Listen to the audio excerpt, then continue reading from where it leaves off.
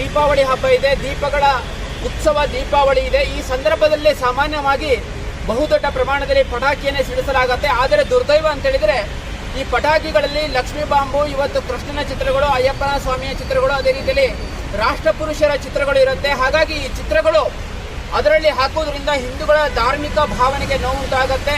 ಆ ದೃಷ್ಟಿಯಿಂದ ಈಗಾಗಲೇ ಶಿವಕಾಶಿ ಮ್ಯಾನುಫ್ಯಾಕ್ಚರಿಂಗ್ ಯೂನಿಟ್ ಅವರಿಗೆ ನಾವು ಈಗಾಗಲೇ ಮನವಿಯನ್ನು ಸಲ್ಲಿಸಿದ್ದೇವೆ. ಅಧಿಕೃತ ಪಟಾಕಿ ಮಾರಾಟಗಾರರು ಈ ಥರ ಹಿಂದೂ ದೇವತೆಗಳ ಚಿತ್ರ ಇರುವಂತಹ ಪಟಾಕಿಯನ್ನ ಮ್ಯಾನುಫ್ಯಾಕ್ಚರಿಂಗ್ ಅನ್ನು ನಿಲ್ಲಿಸಿದ್ದಾರೆ. ಆದರೆ ಅನಧಿಕೃತವಾಗಿ ಬಹಳಷ್ಟು ಕಡೆಗಳಲ್ಲಿ, ಬೆಂಗಳೂರಿನ ರಾಜಧಾನಿಗಳಲ್ಲಿ ಅನೇಕ ಮೈದಾನಗಳಲ್ಲಿ ಈ ರೀತಿ ಹಿಂದೂ ದೇವರ ಚಿತ್ರ ಇರುವಂತಹ ಪಟಾಕಿಗಳು ಮಾರಾಟ ಆಗ್ತಿದೆ. ಅಂತಹ ಪಟಾಕಿಗಳನ್ನ ಮಾರಾಟ ಮಾಡಲಿಕ್ಕೆ ಅವಕಾಶ ಕೊಡಬಾರದು ಹೇಳುವ ಆಗ್ರಹವನ್ನ ಮಾಡಿದ್ದೇವೆ. ಇದು ಕರ್ನಾಟಕ ಮೆಟರಾಲಜಿ ಆಕ್ಟ್ ಪ್ರಕಾರ, ಅದೇ ರೀತಿಯಲ್ಲಿ ಭಾರತೀಯ ದಂಡ ಸಂಹಿತೆ 295A ಪ್ರಕಾರ ನಮ್ಮ ಧಾರ್ಮಿಕ ಭಾವನೆಗೆ ನೋವುಂಟು ಮಾಡುವಂಥದ್ದಿದೆ. ಪ್ಯಾಕೇಜಿಂಗ್ ಆಕ್ಟ್ ಪ್ರಕಾರವೂ ಈ ರೀತಿ ದೇವರ ಚಿತ್ರವನ್ನು ಹಾಕಿರುವಂಥದ್ದು ಅನ್ಫೇರ್ ಟ್ರೇಡ್ ಆಕ್ಟ್ ಪ್ರಾಕ್ಟೀಸ್ ಅಂತ ಹೇಳ್ತಾರೆ. ಹಾಗಾಗಿ ಕಾನೂನುಬದ್ಧವಾಗಿ ಇವರ ಮೇಲೆ ಕ್ರಮ ಜರುಗಿಸಬೇಕು ಮತ್ತು ಪೊಟ್ಯಾಷಿಯಂ ಕ್ಲೋರೈಡ್ ಇರುವಂತಹ ರಾಸಾಯನಿಕ ಚೈನಾ ನಿರ್ಮಿತ ಪಟಾಕಿಗಳನ್ನು ಮಾರಾಟ ಮಾಡಲಿಕ್ಕೆ ಅವಕಾಶ ಕೊಡಬಾರದು ಹೇಳುವ ಬೇಡಿಕೆ